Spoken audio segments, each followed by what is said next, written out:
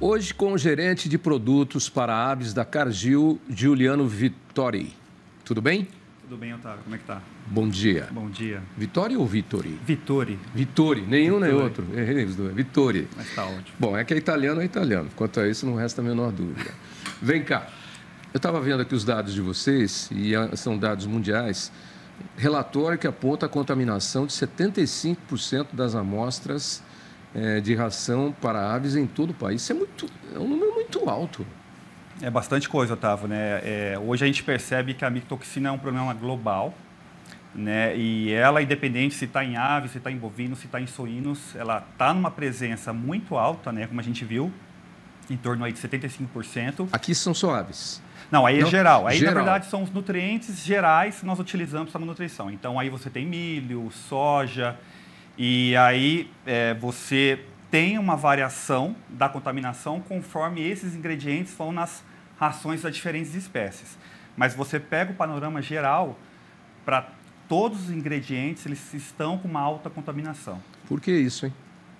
Isso é muito sério no sentido que a micotoxina, a gente chama hoje que é um problema invisível, mas ela tem um grande impacto para a produção animal, no sentido de reduzir o desempenho dos animais, ela atrapalha a questão imunológica e também traz malefícios para a saúde de maneira geral do animal. E quando você compila tudo isso, você tem um impacto na produtividade do produtor, né, e aí acaba atrapalhando a rentabilidade. Né? E até chegar ao animal, que a contaminação pode estar no coxo também, que aí seria a etapa final, ela passa por várias outras etapas onde pode acontecer a contaminação também. Então, é em escala, é em série, pode ser num efeito dominó.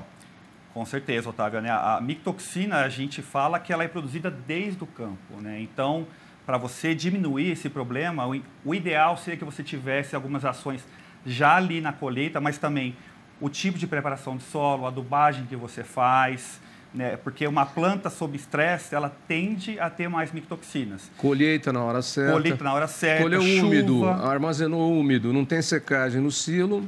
Blá, exatamente. Então, o primeiro ponto, colheita. O segundo, armazenagem, que é outro ponto, né, fundamental. Então, se você não seca numa temperatura ideal, se você não usa um produto para evitar a contaminação fúngica, tudo isso, então, junta e faz com que você tenha mais micotoxinas aí nos ingredientes e, consequentemente, na ração do seu animal. Você falou aqui em enfraquecer o sistema imunológico, reduzir a absorção de nutrientes, resposta vacinal, mas tudo isso pode levar a quadros mais graves também, dependendo do tipo de micotoxina e da contaminação. Com certeza, Otávio. Né?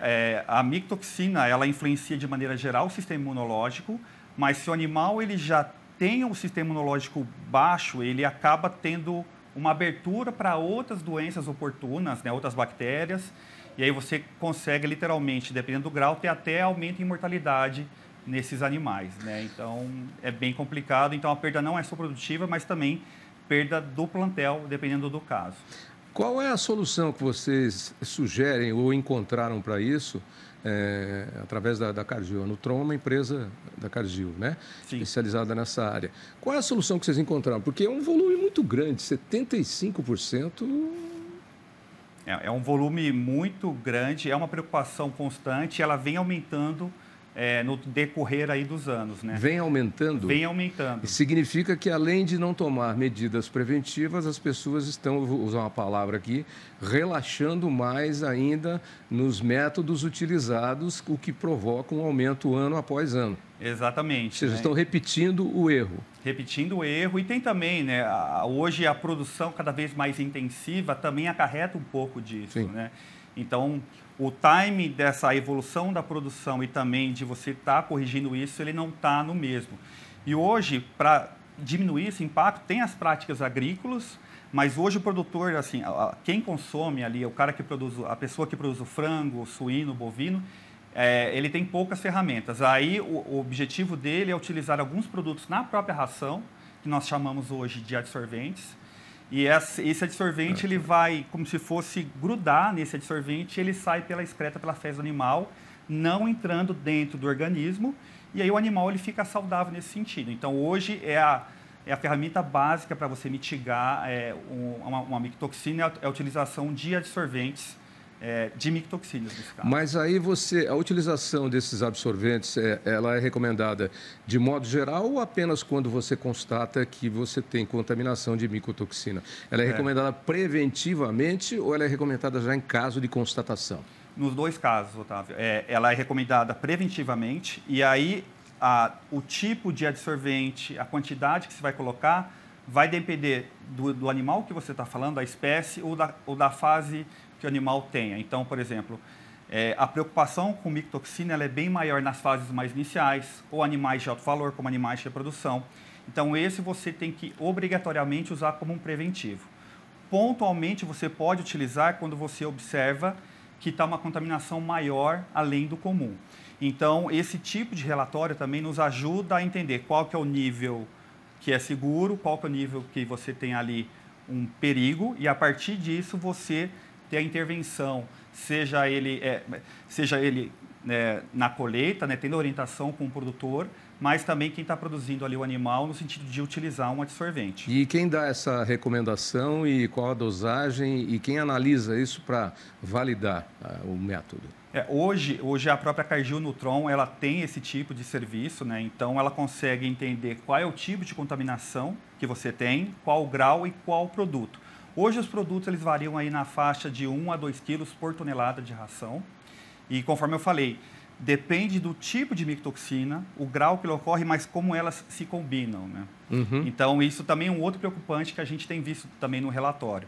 Mas, de maneira geral, as empresas de nutrição animal, como a própria Cargill, ela tem uma equipe que a gente chama de uma gestão inteligente, que ela entende o problema para indicar qual que é o produto mais assertivo para que o produtor tenha o melhor retorno possível sobre isso. Tá. E, quer dizer, é um problema sério, né? Porque se você já está recomendando preventivamente em caso de contaminação para resolver o problema, com 75% das amostras, isso é um custo a mais para o produtor.